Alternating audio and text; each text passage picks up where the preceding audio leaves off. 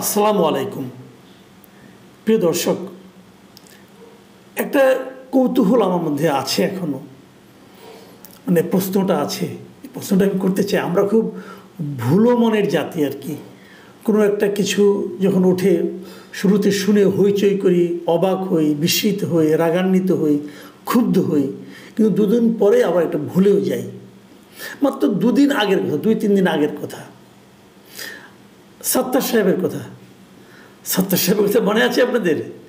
যে খালেদা জিয়ার পিএস এবং সাবেক সরকারি কর্মকর্তা, ভূতাপেক্ষা প্রমোশন পাওয়া সচিবও হয়েছেন, অফিসার্স ক্লাবের সেক্রেটারি, অনেক পাওয়ারফুল লোক। তিনি যে বলেছিলেন যে 8 জন উপদেষ্টার বিরুদ্ধে দুর্নীতির তথ্য প্রমাণ ওনার কাছে রয়েছে। যে এত বড় একটা অভিযোগ, সেই অভিযোগটা কি হারিয়ে গেল? সেই অভিযোগটা নিয়ে কি এরই মধ্যে কোনো তদন্ত শুরু হয়েছে? কেউ কি তদন্ত করছেন? অথবা সরকার অথবা রাষ্ট্র অথবা রাষ্ট্রের বিভিন্ন সংশ্লিষ্ট প্রতিষ্ঠান তারা কি সাত্তার সাহেবকে ডেকে বলেছেন যে অভিযোগগুলো যে আপনি করলেন, আপনার কাছে তথ্য প্রমাণ কি আছে সেটা আমাদেরকে দিন? সাত্তার সাহেব অভিযোগটা করার সময় উনি বলেছিলেন ওনার কাছে গোয়েন্দা বিভাগের যে ইনফরমেশন সেগুলি ওনার কাছে আছে, সেগুলির উপর ভিত্তি করে এটা অভিযোগ করেছেন। উনি কিন্তু এলেবেলে কোনো লোক না, সাধারণ একটা পাবলিক না, রিক্সাওয়ালা না, যে বলে দিলেন যে অমুকের বিরুদ্ধে দুর্নীতির অভিযোগ আছে। উনি একজন সচিব পদমর্যাদার ব্যক্তি। ওনাকে এই সরকার দায়িত্বে আসার পর সচিব হিসেবে ওনাকে পদোন্নতি দিয়েছেন, যোগ্য বলে যে দিয়েছেন। তো এমন একটা যোগ্য লোকের যে কথা, সে কথাটাকে আপনি কোনোই গুরুত্ব দিবেন না? কেন দেওয়া হচ্ছে না গুরুত্ব? মাঝখানে আমরা দেখলাম সবার মধ্যে যেন একটা চেষ্টা, যে কী বলেছি ভুলে যাও, ভুলে যাও, ওটা নিয়ে কথা বলো না, চুপ করে থাকো। ওনারা মানি লোকে মানহানি করা যাবে না, অথবা ওনারা আমাদের লোক, ওনাদের বিরুদ্ধে কিছু বলা যাবে না, অথবা ওনাদের কাছ থেকে আমরা কিছু সহানুভূতি আশা করছি এগুলি বলা যাবে না, অথবা সামনে একটা নির্বাচন, আমরা নির্বাচনে জয়ী হয়ে সরকার গঠন করতে যাচ্ছি, এই নির্বাচন ওরা থাকবে নির্বাচনের সময়, এখন ওদের সঙ্গে কেন তোমরা ঝামেলা পাকাচ্ছ? এই ধরনের একটা চিন্তা সকলের মধ্যে দেখলাম। মির্জা ফখরুল ইসলাম আলমগীর পরের দিনই কোনোরকম তথ্য বিচার না করে, কারোর সঙ্গে কথা না বলে এবং সাত্তার সাহেবের সঙ্গে কিছু জিজ্ঞাসা না করে উনি চট করে বলে দিলেন এটা বিএনপির বক্তব্য নয়। এই পর্যন্ত ঠিক ছিল, হ্যাঁ বিএনপির বক্তব্য নয়, সাত্তার সাহেবের বক্তব্য। সাত্তার সাহেব ওনার চেয়ারপারসনের পিএস, তারপরে উনি একটা ব্যক্তি, ওনার ব্যক্তিগত কারণে বলতে পারেন, ব্যক্তিগত রোষ থাকতে পারে, সবই থাকতে পারে। কিন্তু উনি যখন পরবর্তী সময়ে বললেন যে এই সরকারের উপদেষ্টাদের সততার প্রতি ওনাদের পূর্ণ আস্থা আছে, তখন আমি হতবাক হয়ে গিয়েছিলাম যে আপনি আস্থাটা, ওনাদের সততার প্রতি আপনার যে আস্থা আছে, সে আস্থার আপনার ভিত্তিটা কি? কিসের উপর ভিত্তি করে আপনি বললেন আস্থা আছে? কি সমস্যাটা কি? আপনার সঙ্গে কী লেনদেন হচ্ছে যে আপনি চট করে বলে দিলেন আস্থা আছে? উপদেষ্টাদের কোনো দুর্নীতি নাই, সব উপদেষ্টা একদম পুত পবিত্র, এটাই কি বিএনপি বলতে চায়? যদি বলতে চায় কোনো সমস্যা নাই, কিন্তু বলতে গেলে তখন আমি আপনাকে প্রশ্ন করব যে এই তথ্যটা আপনি পেলেন কোথায়? কিসের উপর ভিত্তি করে আপনি বলছেন যে তারা পুত পবিত্র? জানি না, কোনো ব্যাখ্যা কেউ দেয়নি। অথচ দেখুন তার ঠিক 1-2 দিন আগেই এই বিএনপির আরেকজন শীর্ষ পর্যায়ের নেতা মির্জা আব্বাস, উনি কিন্তু এই উপদেষ্টাদের দুর্নীতি নিয়ে অনেক কিছু বলেছেন। বলছেন যে এরা দেশটা 12টা বাজিয়ে দিচ্ছে, হাসিনা যদি 12টা বাজিয়ে থাকে এরা 24টা বাজিয়েছে, এই কথা বলেছেন উনি। ওনার মুখে তাদের দুর্নীতির কোনো শেষ নেই বলছেন উনি ক্রমাগত। তাহলে আমরা কোনটা বিশ্বাস করব? আবার দেখুন আজকে কি হলো। আজকে দেখলাম যে দুদকের চেয়ারম্যান তিনি রংপুর গিয়েছিলেন দুদকের একটা অফিস উদ্বোধন করতে।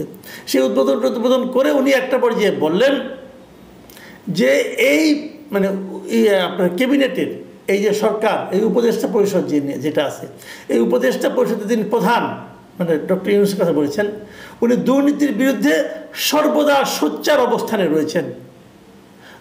কি উনি তো সার্টিফিকেট দিয়ে দিলেন উনি সরকার প্রধান হতেই পারেন, উনি তো একটা স্বাধীন প্রতিষ্ঠান, উনি তো একটা রাষ্ট্রীয় প্রতিষ্ঠানের কিন্তু উনি চেয়ারম্যান।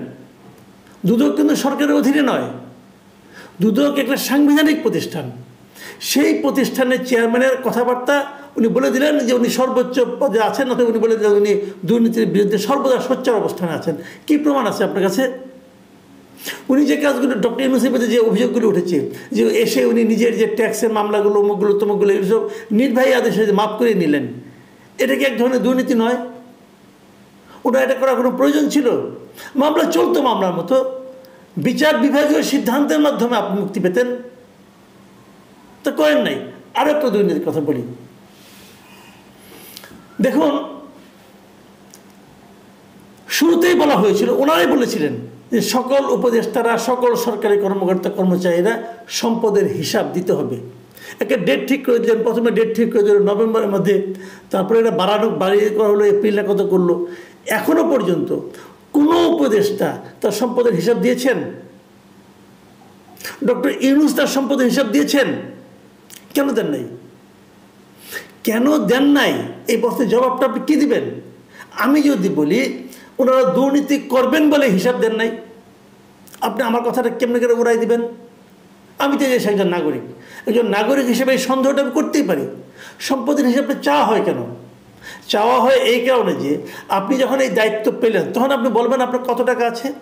যখন আপনি চলে গেলেন দায়িত্ব থেকে, তখন আমরা জানতে পারবো আপনার কত টাকা বাড়লো। সেখান থেকে আমরা বুঝতে পারবো এই সময় আপনার সম্পদের যে বৃদ্ধিটা হলো, এই বৃদ্ধিটা যথাযথ কিনা। কারণ এই সময় আপনি কত টাকা ইনকাম করেছেন তা আমরা ধারণা করতে পারবো। সিম্পল এই কারণেই তো সম্পদের হিসাব চাওয়া হয়েছে। কেন কোনো উপদেষ্টা শুরু থেকে সম্পদের হিসাব দিলেন না? যদি দিয়েও থাকেন সেটা কোথায়? আমরা জনগণ কেন জানতে পারলাম না? কে চেক করবে? জনগণই তো চেক করবে। দেখুন, যখন একটা সরকারি, যখন একটা রাজনৈতিক সরকার আসে, রাজনৈতিক সরকার যখন এমপি ইলেকশন তারা পাশ করে তো আসে, তো প্রত্যেকটা ইলেকশনের সময় এমপি যারা ইলেকশন করেন তাদের কিন্তু নিজ নিজ সম্পদের একটা হিসাব দাখিল করতে হয় নির্বাচন কমিশনের কাছে। বলতে হয় আমার কী প্রপার্টি আছে, যাতে নাকি আমরা জানতে পারি এবং পরবর্তীতে আমরা কম্পেয়ার করতে পারি। তো তারা তো করে, আপনারা তো নির্বাচন না করে এসেছেন, আপনারা তো হিসাবটা আরও আগে দিবেন, আর আপনাদের হিসাবটা আমি পাবো না কখনো। কেন দিলেন না? এই যে না দেওয়াটা, এটা কি দুর্নীতি নয়? অথবা এটা কি দুর্নীতি করার আকাঙ্ক্ষা থেকে করা হয়নি? এই সমস্ত প্রশ্নের জবাব কে দিবে? সবচেয়ে বড় কথা যেটা আমি বলছি, সাত্তার সাহেব কোথায়? উনি যেটা বলে চুপ করে থাকলেন, কেন বললেন এবং কেন চুপ করে থাকলেন? আমি তো মনে করি সাত্তার সাহেবকে ইমিডিয়েট আইনের আওতায় আনা উচিত। তাকে জিজ্ঞাসা করা উচিত যে এই দুর্নীতির হিসাবগুলো তুমি দাও। যদি তিনি দিতে না পারেন তাহলে ওনাকে এর জন্য শাস্তি দেওয়া উচিত, এই সরকারের দেওয়া উচিত। যদি সরকারের না দেয় ওনাকে শাস্তি, যদি ওনাকে ডেকে এনে জিজ্ঞাসা না করে, কালকে তো দেশের সবাই বলবে যে অমুক দুর্নীতি করছে, তমুক দুর্নীতি করছে, আপনি কাউকে কিছু বলতে পারবেন না, কারণ আপনি তো সাত্তার সাহেবকে কিছু বলেননি। কেন বলছেন না আপনারা? কেন সাত্তার সাহেব প্রকাশ্যে আসছেন? ওই কথা বলার পর কিন্তু সাত্তার সাহেব ডুব মেরেছেন। আপনাকে বলার যখন বলে ফেলেছেন তখন আপনার ডুব মারার ইখতিয়ার নেই। তার মানে কি আপনি কিছু মাল পানি পেয়ে চুপ হয়ে গেলেন? এই সমস্ত প্রশ্নের উত্তর দিতে হবে। আমি মনে করি একটা সমাজে যদি প্রশ্নের উত্তর না পাওয়া যায়, সেই সমাজ একটা করাপ্ট সোসাইটিতে পরিণত হয়। আমরা কি একটা করাপ্ট সোসাইটির তকমা পেতে যাচ্ছি? প্রিয় দর্শক, এখন এই পর্যন্তই।